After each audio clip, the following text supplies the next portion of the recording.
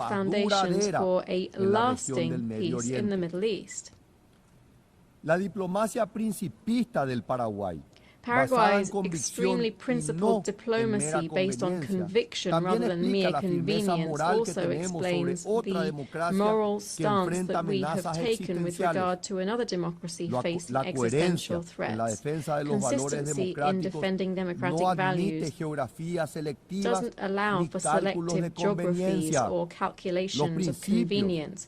Principles, when they are genuine, stand by their intrinsic worth, not by their political profitability. Paraguay has proudly maintained 67 years of diplomatic relations with the Republic of China, Taiwan. This friendship, forged through shared democratic values, has shown that cooperation between nations can be based on more than mere interest. Certainly, this decision costs us dearly economically, but believe me, the value of doing what is right is priceless. The growing tensions in the Taiwan Strait deeply concern us. Increasingly aggressive military exercises, constant aerial incursions, bellicose rhetoric, all of this points towards a dangerous escalation that could destabilize not only Asia, but the entire global order. Ladies and gentlemen, let it be said without timidity or pusillanimity, Taiwan deserves a place in this forum. Allow me to repeat it. Taiwan deserves a place in this forum. This is a matter of strict justice. Its exclusion from the UN system is an affront which undermines the legitimacy of our institutions. 23 million decent, hard-working and dignified people cannot remain invisible to multilateralism. Ladies and gentlemen, as in other cases, the question of Taiwan and its international status must inevitably form part of the discussions of this General Assembly. It is time to uproot this tree of injustice which has grown for decades and to give a place to Taiwan, China in the United Nations.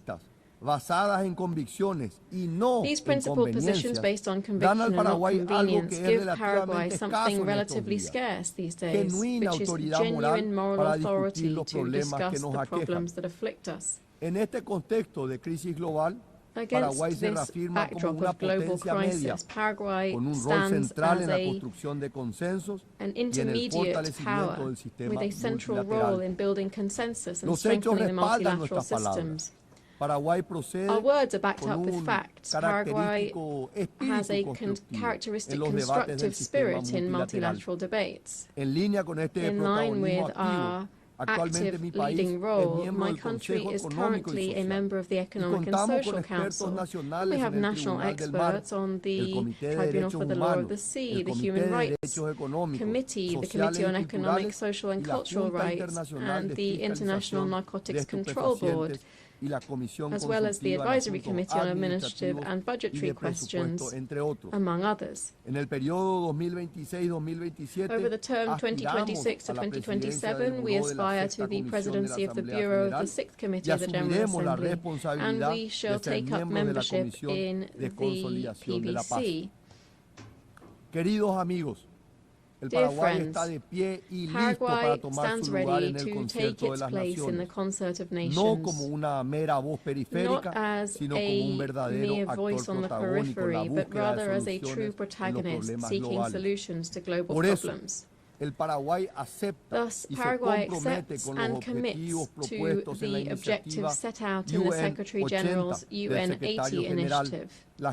These include the quest for greater efficiency in resource use, simplification of processes, and the review of mandate implementation.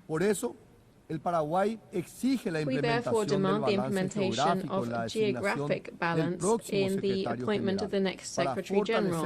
This would strengthen the legitimacy and representation of this organization.